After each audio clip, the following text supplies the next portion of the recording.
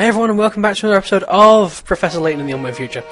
In the last episode, yeah, it's not Pokemon Platinum, sorry. In the last episode, we got up to here, and for some reason we turned around, and gonna be honest with you, this is not gonna be a blind run, because I did a quick recording of this, and it was just bad. It was just really, really bad. Let's talk to him and get a puzzle. Like, the puzzles were bad, I really don't like the puzzles in this episode. And I just didn't handle them in a very good way. So this is Code Confusion. The answer's C. Oh, sorry, that's spoilers. Spoilers. The answer's C. So I'm going to basically be rushing through them. Just get past this part as fast as possible. Basically, those kids had forgotten their coats, mixed up the coats, and C was wearing D's coats, and there you go. So yeah, I want to get through this as fast as possible because some of these puzzles... The next puzzle in particular... made no sense to me at the time. I can kind of see it now, but it's just bad.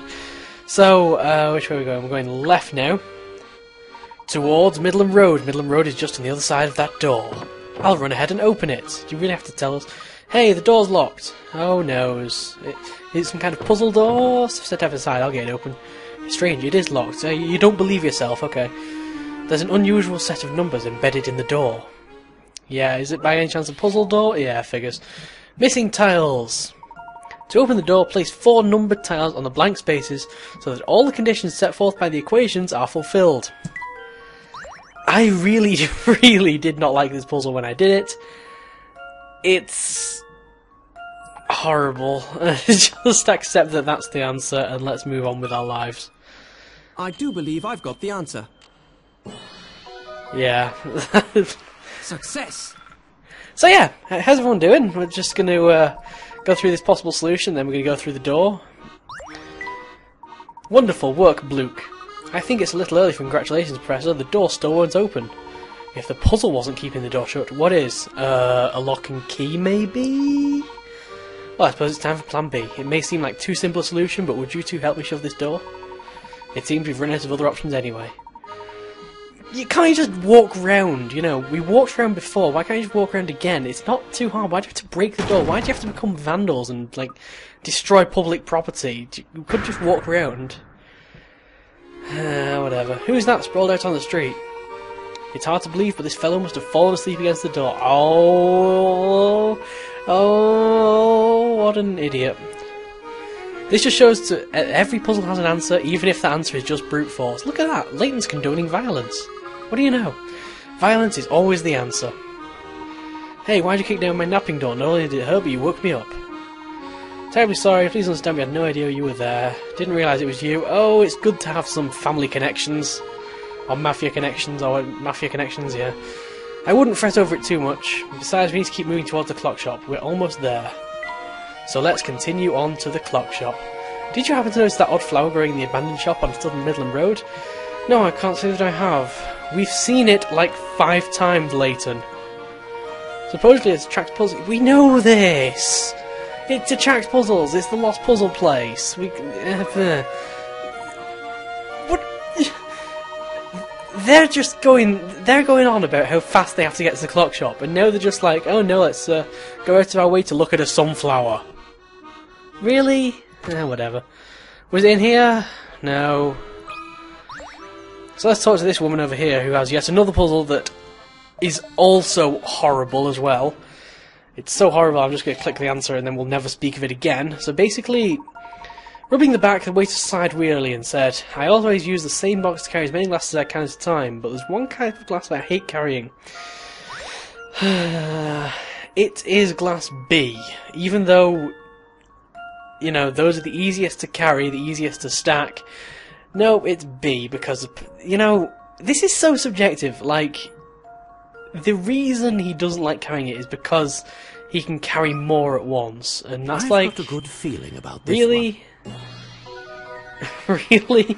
Because I'd hate, like, carrying a load at once and not being able to balance them, but those stack really easily. It's like... I really did not like that puzzle. So there we go, carrying glasses now, yes, and that is as far as I got. So Layton's hat, won't take it off, London, danger, blah blah blah, let's leave. Alright, so we can't actually go to the clock shop without visiting that stupid sunflower for some reason. And I'm getting through this a lot faster than I did before, fortunately. Believe me, you don't want to see the episode that I scrapped. So let's talk to the sunflower, and suddenly... Watch out, Professor! There's a bee over there! we have voice acting! Now, Luke, I'm sure he won't hurt us, as long as we don't bother him. If you say so. You know, I've never seen a bee quite like this. Can you try talking to him, Luke? I suppose I can give it a shot. Well, look at Mr. Tall out here. Clearly he knows a bee of distinction when he sees one. Wow, you're not like any bee I've ever met. Isn't that what I just said? Well, it's true. I'm no run-of-the-eye bee, but I do try to blend in. You'd probably have better luck blending in if you didn't talk. Sure, whatever you say, smart guy. But listen, I've got something you should hear. You know those puzzles you don't get around to solving? Well, they all come hang out with me. You see, I have what you might call one of them magnetic personalities. Wait, are you saying you've got the same job as Granny Riddleton? Granny who? I don't know no grannies. But my name is Beasley. I'm going to tell you how to peruse those puzzles now. So listen good. I'm all ears. Tap that flower over there to see a list of all the puzzles I've got. It's as simple as that.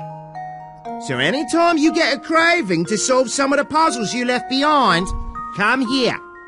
Did that all make sense? Because people tell me I do tend to drone on. Get it? Drone? It makes perfect sense. All right then. You have fun with those puzzles, and I'll be here if you need me.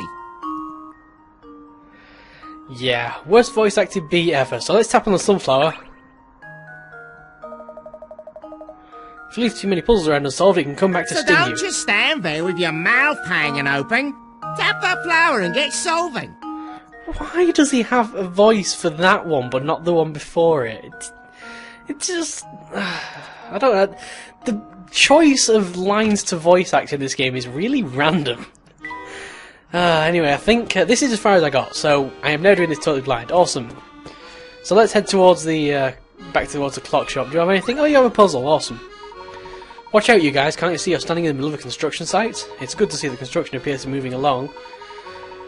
Yeah, we've hit a snag. Look at these boards here. That's an odd shape. What are you using them for? A puzzle, by any chance? I need square boards. What's the guy to do? Oh, it's a cut. Okay. The piece of wood below is an odd shape that's difficult to work with. Your task is to cut it into two pieces that, when combined, form a square. Two pieces can't be flipped or rotated. Okay. My first instinct would have been that. But if it can't be flipped, then that won't work.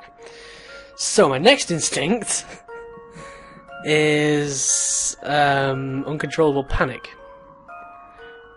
Because I actually have no idea. So let's have a look. Let's have a logical looky here. At maybe...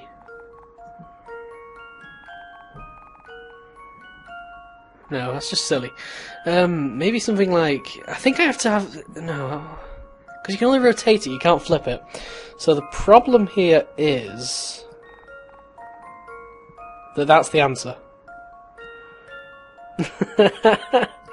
That's really simple. That should do the trick. That's really simple. That's really, really simple, actually. I suspect. Yeah, okay. Sharp answer, that wasn't too hard, right? Okay. Whatever, you want to give me some picker-outs, that's fine by me. You've got your square boards, I've got my picker-outs, we are all happy here. Thanks for fixing that board problem.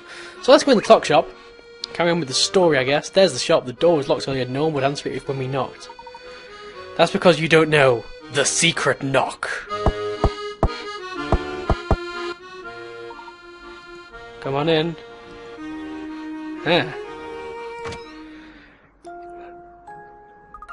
It doesn't look like anyone's here. Well, look who's back.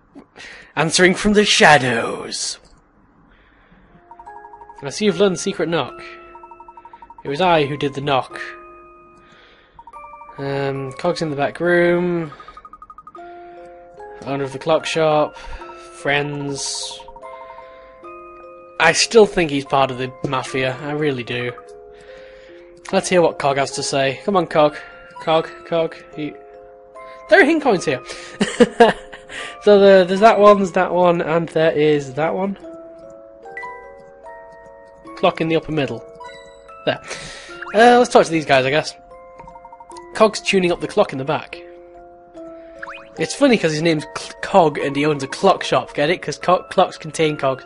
Cog's in the back room, he'll fill you in on how the time travelling begins. Really? We're going to get an explanation for all this time travel? Well, I'd love an explanation. Apparently there's hint coins here, there's one there, and there's one in the wiring, yeah. I thought we'd already got hint coins here, so I guess there must have been more hint coins that weren't available last time. I thought I heard voices up front. Nice to see you again, Professor and No, your name's shut up. Would you mind talking a bit about the wormhole and how it all started? I think it would help get everyone on the same page. Smaller Luke. Okay, what does this contraption behind me look like? It's a clock. Yeah, that's right. By my estimates, this clock is well over 100 years old. Needs a lot of TLC to keep chugging along. Chugger. So I spend blah blah blah. Right in the middle of oiling up gears one day when two family goons bust in. And we get a cutscene? No. Here we go. This has got to be the place the boss was talking about. For sure. Hey boss, there's a big clock here just like you said. It's a big clock. What do you think? What do you two think you're doing? Get your hands off my clock. That could sound really wrong. I don't know. You don't get to tell us what to do. Don't you know who you're dealing with? You don't know who you're messing with. Bunch of blockheads who just won't leave my shop. Keep a civil tongue. Blah blah blah. Hey, it's Bostro. How you doing? Here in the past. Things won't be ready by the time you know who talked about. We're trying our best, but Gramps is making things difficult. So they're throwing him out. Okay, I'm just going to go for a little walk. Oh, that's very nice. You should always go for a little walk. It keep you healthy.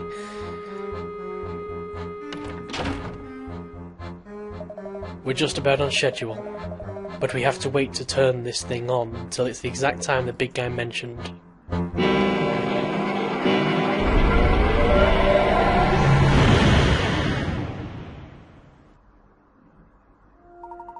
That's all I heard before those brutes tossed me out of my own shop. It wasn't until later that I found out what the thugs wanted from my little clock shop. The family funded the construction of a time machine by some scientists. The idea was to use it to create some kind of wormhole. But how did they manage to do that? All mumbo oh, so we're not going to get an explanation of how time travel works, fair enough. Plan didn't go exactly as anticipated. Holding time manifested itself in or near this clock of yours. Clock's been ticking away for over 100 years. Something about the clock's age caused the warp point to gravitate to this spot. Explanations like that, I've never really been happy with. The air is older than the clock. Why didn't it just gravitate on the air? Whatever, the wormhole was pulled here and became a part of my clock. I'm the only one who can keep the old gal running. Spring and I are the only people who can open and close this wormhole. That's really strange. One may almost say it's a plot hole. No. It's a burden is what it is. Once family found it, they forced me to work the clock for them. After a while, he caught wind, blah blah blah. He got wind. Family's been nothing but a source of trouble for poor Cog. Sure sounds that way. I approached Cog and Spring and explained my idea to them. After getting them on board with my idea, Cog fired up the machine and helped me get my message to you. And while receiving your letter, I'm curious. Yeah, we've been through that. That's quite the plan. Awesome. I still think you're in the Mafia. It's about to get even more interesting. Professor, with Cog's help, we can send you and little Luke back to your own time. You'll be able to ask Inspector Chelmy all the questions you want. You will come back to put a stop to what's going on here, won't you? Why are we going back to talk to Chelmy again? Luke, he always keeps his promises. That's what a gentleman would do.